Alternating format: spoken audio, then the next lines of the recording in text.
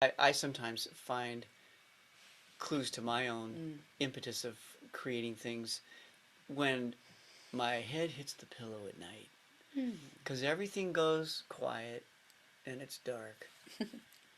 And I'm just lying there with myself. Usually Sharon's by my side, though. But you know what I mean.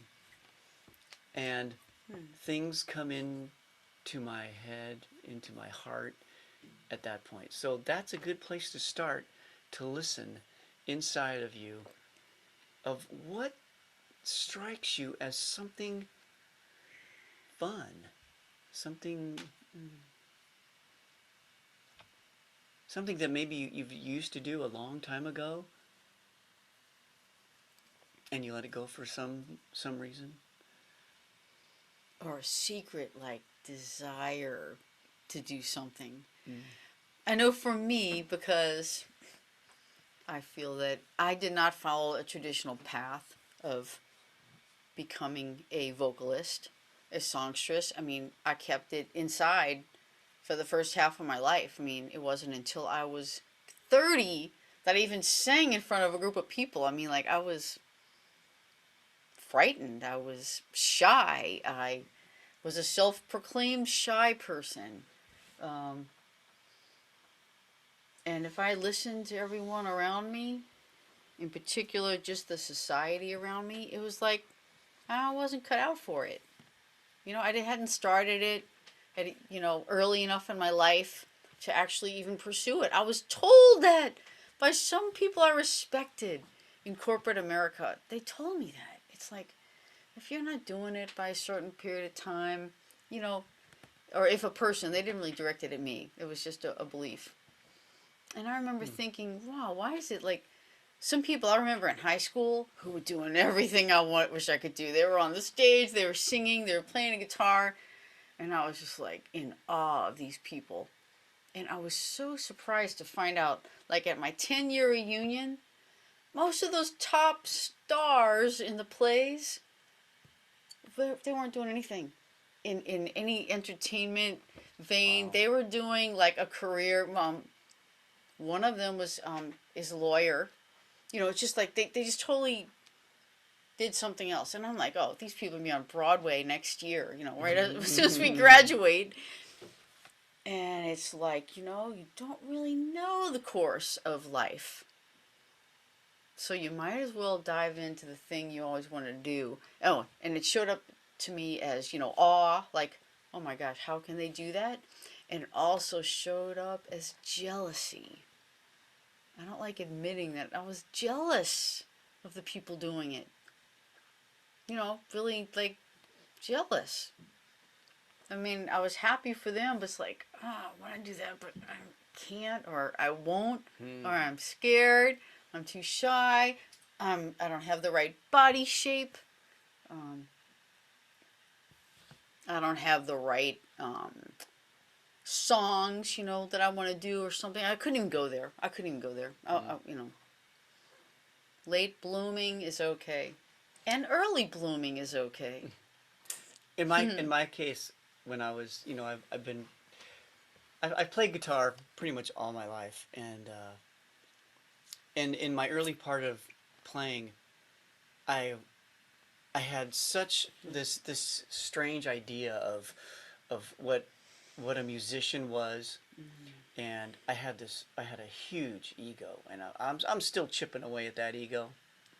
I'm still chipping away at the ego, but in my early years as a guitar player, I just had this huge ego, and I thought, you know what? All I have to do is just be in a cool band, and everything was just going to take care of itself. And my ego was just like, yeah, I'm gonna be rocking it, man. I'm gonna rock all the stages.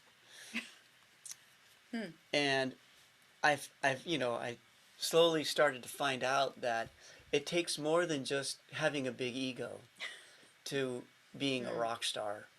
It takes tenacity. It takes will. It takes courage and guts, and it takes a vision of where one wants to really be in that game. And I never saw that coming. Mm. I never saw it coming. And so my the process of art finally came to me when Sharon and I began writing songs together, because it was at that point where I was sort of broken down and into this situation where I was making up our songs. I mean, we had a team effort putting these songs together, and anything could really go. And I found that it was like a letting go of what it should be, and I realized that the process in music is more important. I was becoming aware that process was bigger than anything else, because I was getting so much out of writing our songs, and I still do. I still have this eagerness to write our songs, and and because it's always a beautiful process. I mean, friction can make a pearl, but it always comes out amazing, and that's part of my story, as far as my ego and art process, and what it meant early in my life. I thought it was something else, and then later in my life, I find that the process is everything.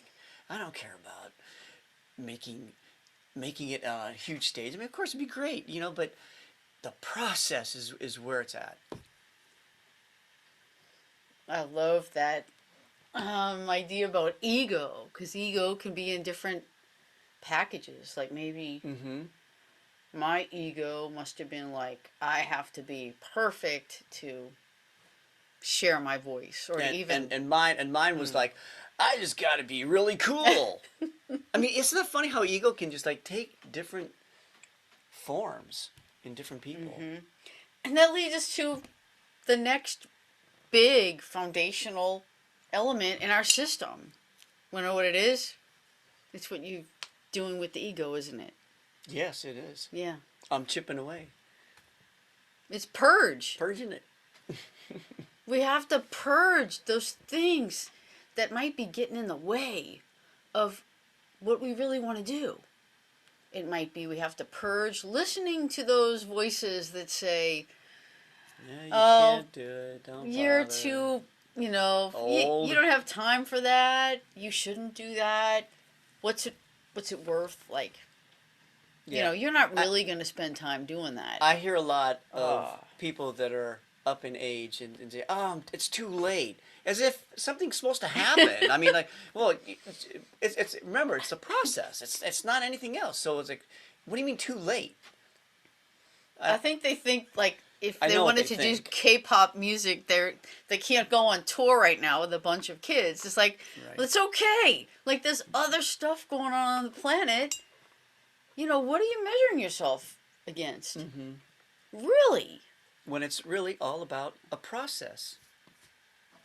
It's not about after that. Yeah, it's what it does for you. It doesn't mean everyone has to be a teen idol Right. just to do music, or that you have to be, in the New York Times with whatever else you're doing. It could happen, but it's like that's not the reason you do it.